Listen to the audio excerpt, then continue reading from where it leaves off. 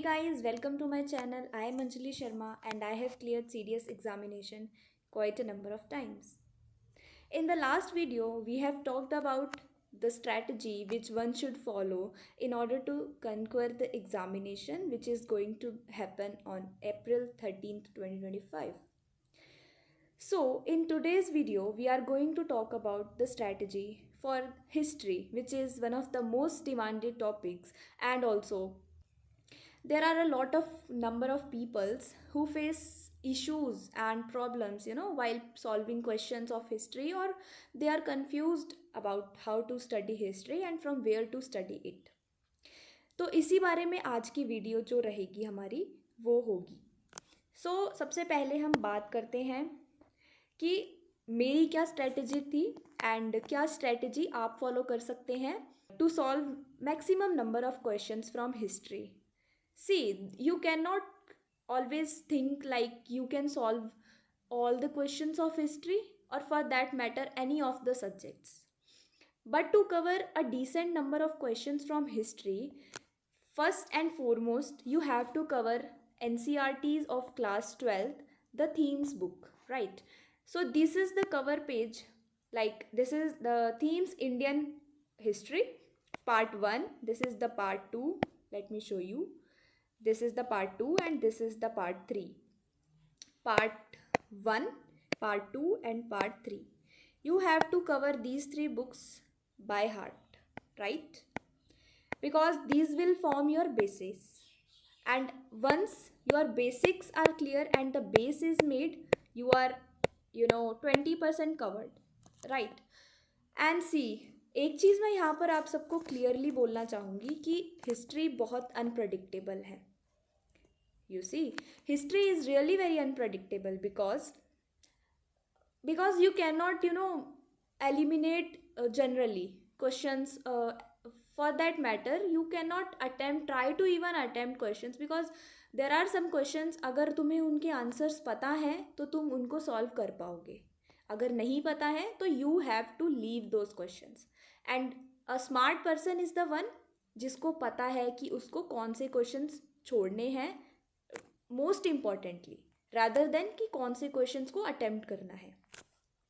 इसी कंटेक्स्ट में अब मैं बात करती हूँ कि CDS 1 2023 में, इन CDS 1 2023 there were 23 questions from history, right? Whereas in CDS 2 2023 there were 21 questions.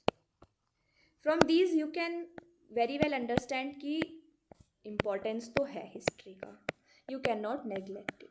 While in CDS 1 2024 there were 21 questions from history itself. So it is quite an important area to cover, right? So now let us talk about the safe attempts for history. See, I told you कि 20 से 22 और 23 questions तो हमें हर बार मिल रहे हैं.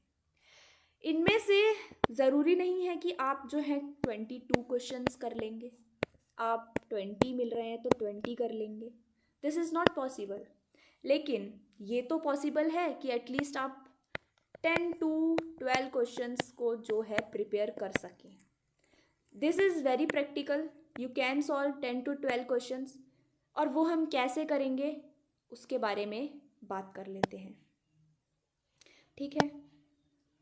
Late me show you how I use to attempt, and मैंने कैसे understand किया पहले प्रीवियस ईयर क्वेश्चंस को before even attempting the questions while practicing, right? ये आपके सामने एक प्रीवियस ईयर, ये CDS 2 2023 का क्वेश्चंस हैं ये, ठीक है? तो हम इनमें देखते हैं. पहला क्वेश्चन है, अमुक्तमाल्यदा किसने लिखी? Who is the famous author of the book political treatise Amuktamalyada, ठीक है? क्वेश्चंस देखेंगे हमको इसमें क्वेश्चंस के आंसर्स पे नहीं जाना है. Which most of the peoples do wrongly is they directly jump to answers. But remember, you don't have to look for the answers in the first go itself, right? पहले हमने questions देखा, अब देखते हैं श्वेतांबर सेक्ट ऑफ जैनिज्म के लिए इनमें से कौन सा स्टेटमेंट करेक्ट नहीं है, right? Shwetambar, you must have heard somewhere, there are two types of people in two types of sect in Jainism, Shwetambar and Digambar, right? इतना आपको बेसिक अंडरस्टैंडिंग एक होना चाहिए, उसके लिए मैं बताऊंगी आपको कैसे क्या करना है। अभी आपने क्वेश्चन देखा, देन आप देखते हैं विक्रम खोल केव जो है वो कहाँ लोकेटेड है, राइट? देन लेवालोइस टेक्निक के स्टेटमेंट, जो उसके लिए आपको दो स्टेटमेंट्स दिए हैं, you have to mark right और wrong, right? How many of the statements are correct, you have to mark. Okay, हमने क्वेश्चंस देखे, राइट? नेक्स्ट हम देखते हैं Bakhshali manuscript written in the Gatha language, a refined version of Old Prakrit. Using the Sharda script deals with topics such as fractions, square roots, arithmetic, geometric progressions, right? Then Aryabhata के बारे में एक statement दिया है, then शरण गधरा संहिता के बारे में दिया है। But the thing that I am explaining और ट्राइंग टू एक्सप्लेन यू कि आपने सिर्फ और सिर्फ फर्स्ट गो में क्वेश्चंस को रीड करना है। आप एक नेक्स्ट क्वेश्चन देखिए 20th नंबर, विच स्टेट्स कि इंडियन इंडिपेंडेंस एक्ट 1947 के लिए इनमें से कौन सा स्टेटमेंट जो है इनकरेक्ट है, right? You read the four statements and you just go through these questions, right? Once again you can go through these questions. After going through, what I am telling you is read question, right? Read question, understand it, but don't jump to the answers, right? Understand it, don't jump to answer.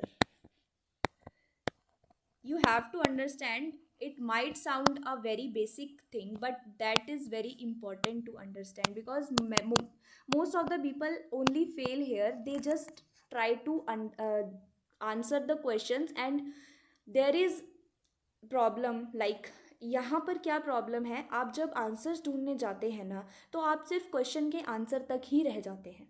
लेकिन अगर आप उस question को देखें और उसको समझें कि इसको पूछा क्यों गया है, क्या ये दोबारा पूछे जाने के चांसेस हैं, तो आप उस क्वेश्चन के ऑप्शंस को भी समझेंगे।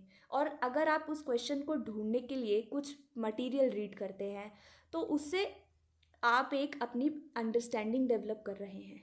Got it? समझे?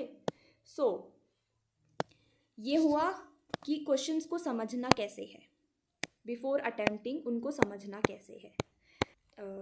इनको समझने के बाद कि अब अगला क्वेश्चन आता है कि how to make notes, are they even important to make notes? See, in my opinion you can make notes is a personalized choice, and you know, some people prefer making notes while others just prefer reading it from the books and marking it over there. And I am the person who you know make notes some important topics जिनका मुझे लगता है कि one time note is sufficient to go. But कुछ topics हैं, for example जो NCERTs की books हैं, उनको इन माय ओपिनियन आपको बार बार रीड करना चाहिए, because in every revision you will find something which you have missed in your last read, right?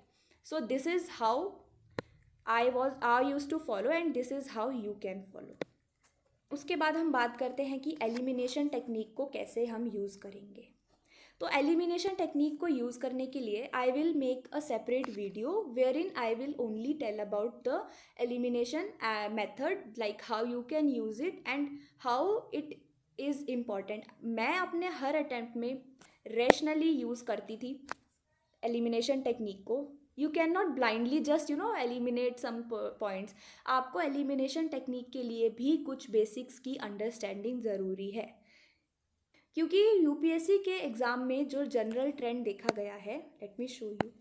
UPSC के एग्ज़ाम में इन हिस्ट्री, स्पेसिफिकली हिस्ट्री की मैं बात करूँ तो उसमें क्या होता है कि जनरली 1, 2 and 3, right?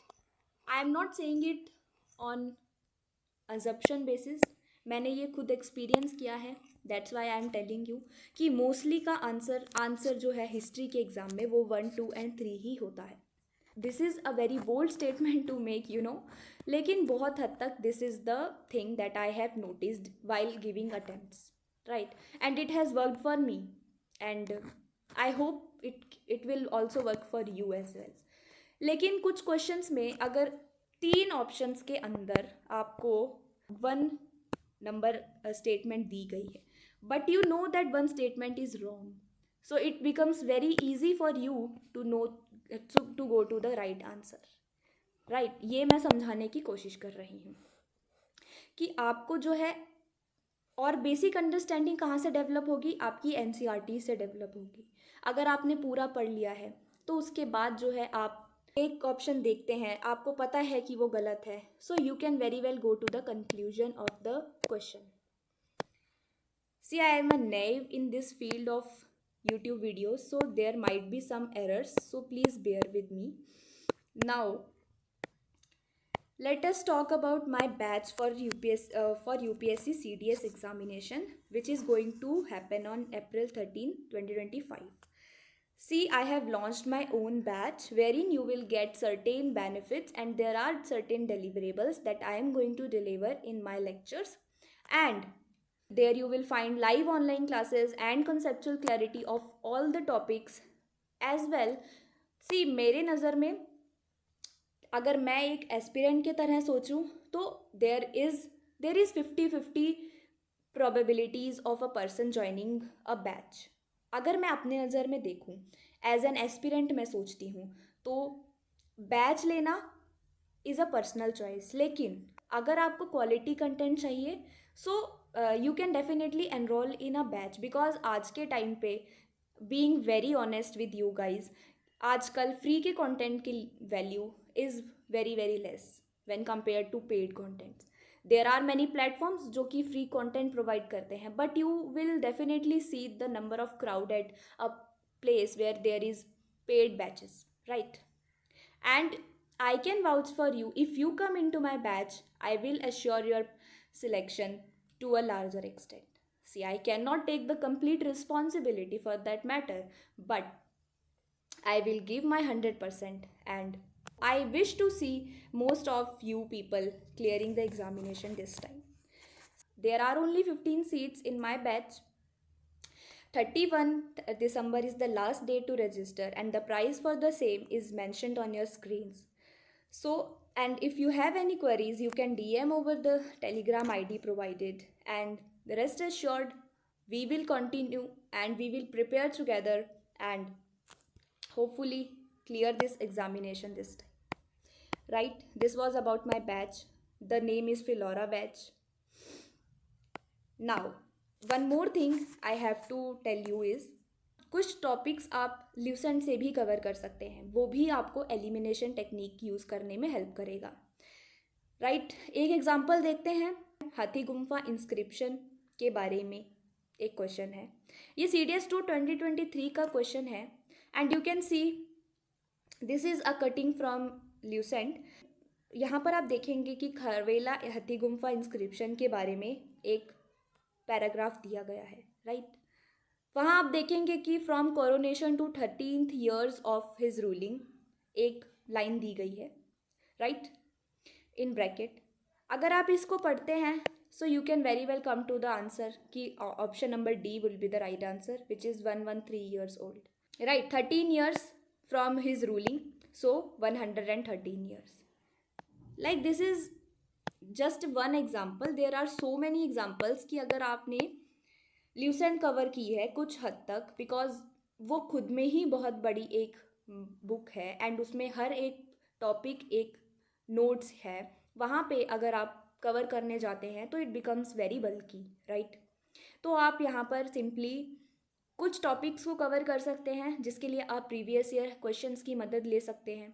वहाँ से आप देखें कि एग्ज़ाम में क्या क्वेश्चन आ रहा है, उसके बाद आप ल्यूसेंट को इन द सेम मैनर पढ़ें, राइट. इतना करने के बाद मैं आपसे सिर्फ ये कहूँगी कि कुछ क्वेश्चंस एग्ज़ाम में ऐसे ज़रूर मिलेंगे जिन्हें आपको छोड़ना ही पड़ेगा.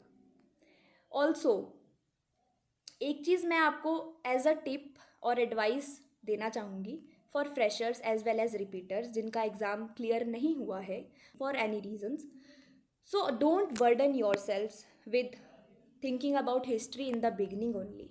You first cover science, polity, geography and prioritize English mostly. क्योंकि आप जब एग्ज़ाम दे के बाहर निकलेंगे तो आपको खुद पता चलेगा कि आपने इंग्लिश में कैसा स्कोर करा है. आपको अंदर से ही फील आएगा, right?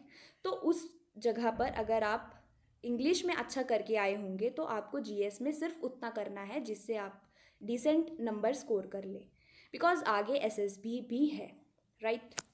So with this I would like to conclude my today's video. I hope you found it important, and subscribe to my channel and do hit the like button and comment and share it with your friends. And more such videos are on your way. I hope to see you in the next one. Till then, stay safe. Goodbye. Have a nice day.